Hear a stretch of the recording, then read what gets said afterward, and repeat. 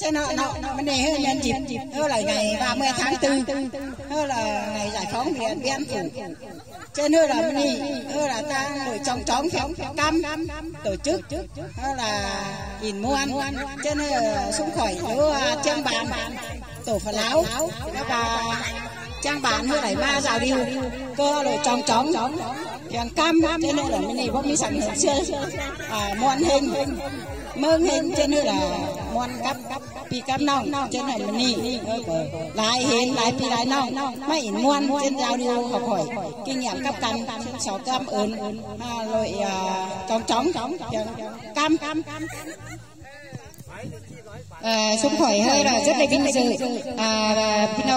ban tổ chức ở phiên cầm là tổ chức in muôn trên là bơi xung khỏi mà in giao điêu học hỏi trên là một em tay đồng tàu phiền cam chứ khắp in muôn hao chẳng coi cầm tổn phăng nữa pinok nữa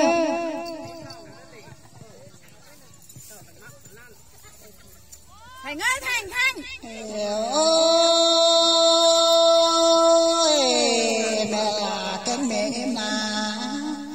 so khắp chơi để cao hồi cân ơi cũng nòng lại các sum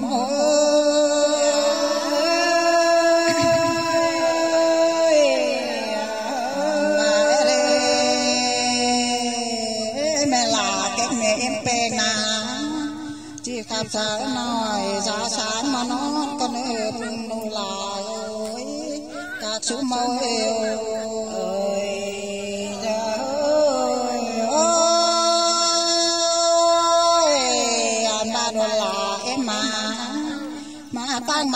mà tan xe để mình lại các chú mô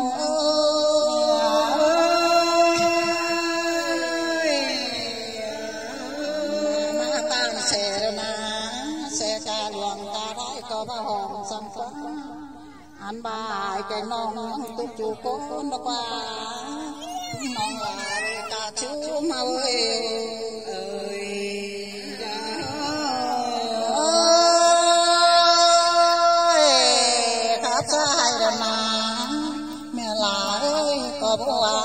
xem to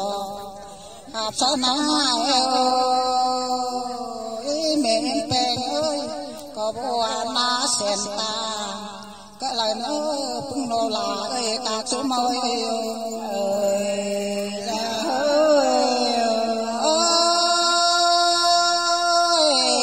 cắp xã hội hồng cang na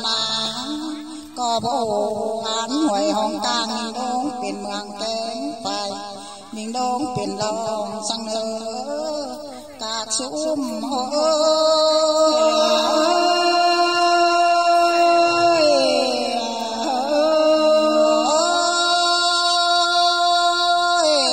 mà nó là em mà lừa em cần ấy ngoa phải tài đây mà ăn tô bá cửa làm ăn nửa đây mà hiện tô bá bông còn phàng đó nua lại các sum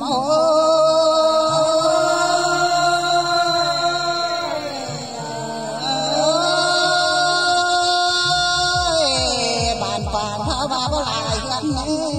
bàn chiều gần bò chữa khẩu ngoan ăn ba làm nước mà hiện đeo nhau còn cướn nữa tung non lại các sum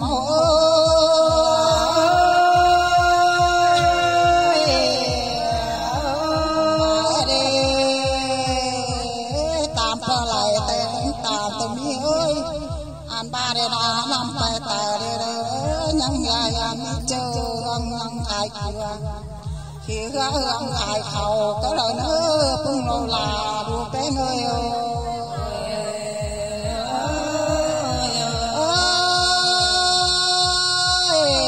tàu phải pi hoàn chân trẻ phải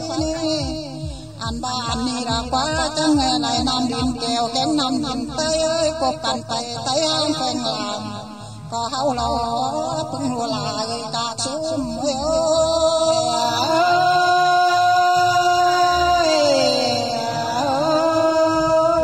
mãi đi quan cảm tôi lại mà ăn ba giết dài bè đồ bén ăn ba tàu tàu chân bằng má giảm em mai đúng là đủ cái người ơi là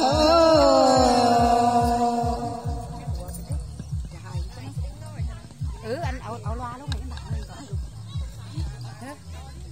lúc nó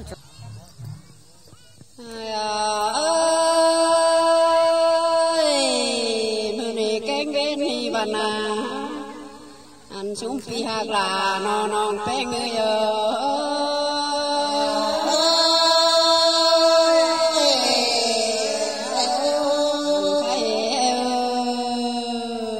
lông lớn bà nào mà miền chơi hầu cần để xuống pho hạt là mẹ mươi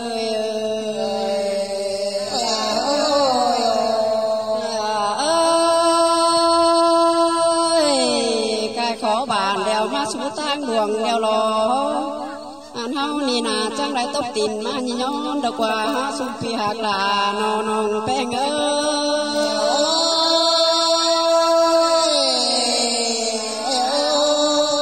thon tin mà nhỉ nhoi lo khai ơi anh má sẽ mày ban sòng quăng mà làm đàn tên ấy xuống em ơi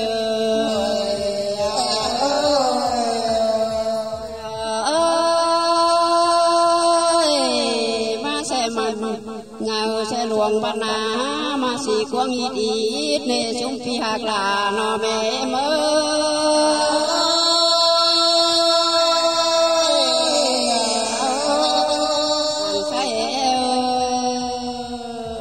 chẳng đời biển má kén cài má nè xuống phi hạt là nó có ơi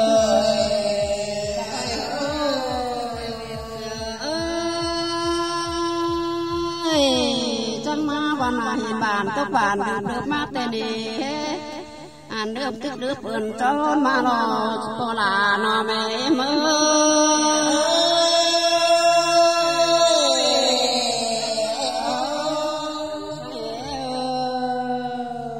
mà hưởng nên hàng tóc hàng khai phải có mỹ cơn để xuống phi hạt là nó mẹ mơ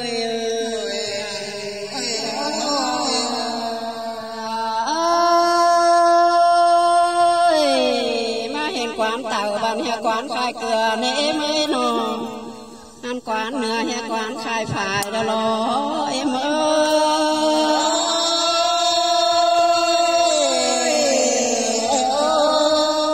là em ơi em mới xong cảm ơn sĩ pan sao băng pan sang lo ăn mà mình ăn pan sao bà hở nế em ơi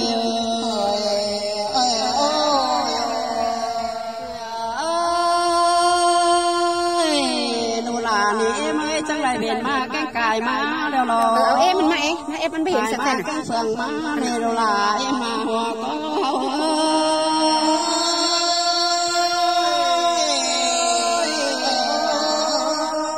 mai thuyền mai ngồi làng khăn ngồi chấp đèn tiếng có mỹ này em ơi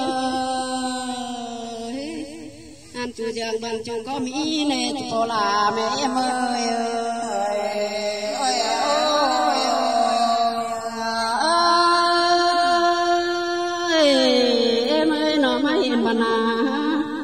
bàn đeo mới hiện lá lại sướng cơn đi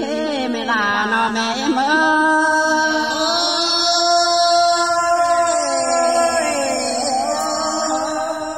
hiện mà na cơ đường đèn bắc thành hiểm tang sòng phượng đói em ơi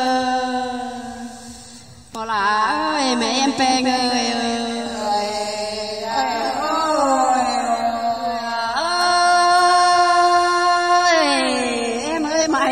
ตื่นหลับไปพระโพธิ์ได้ทันก็มีเกินเด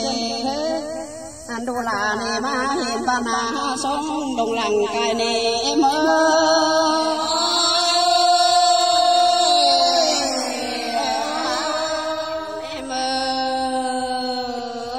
เข้าบ้านเดียวเห็นหน้าลายเสื่อมเกินเดจะในจูบ้านเดียวจูบอของเนเมอ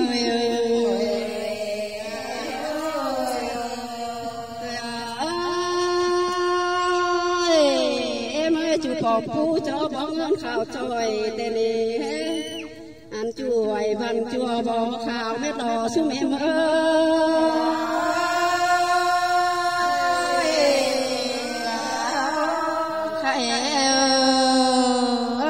bánh má hiền bàn hà sông đồng lặng cài nế em ơi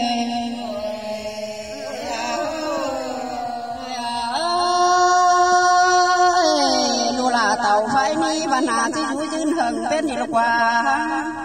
ăn po là nó mẹ em ơi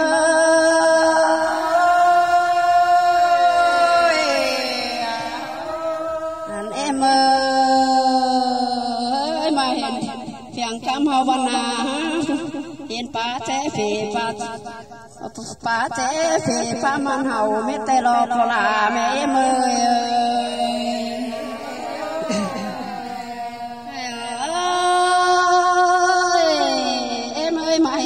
Luang quang tom pu pha tam hết cơn đi ăn po là nó mẹ mơ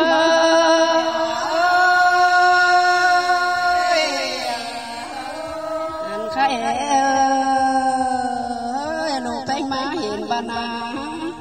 anh em mà tàu phải ni đồ là chỉ có tin chú hà hướng sang mẹ em ơi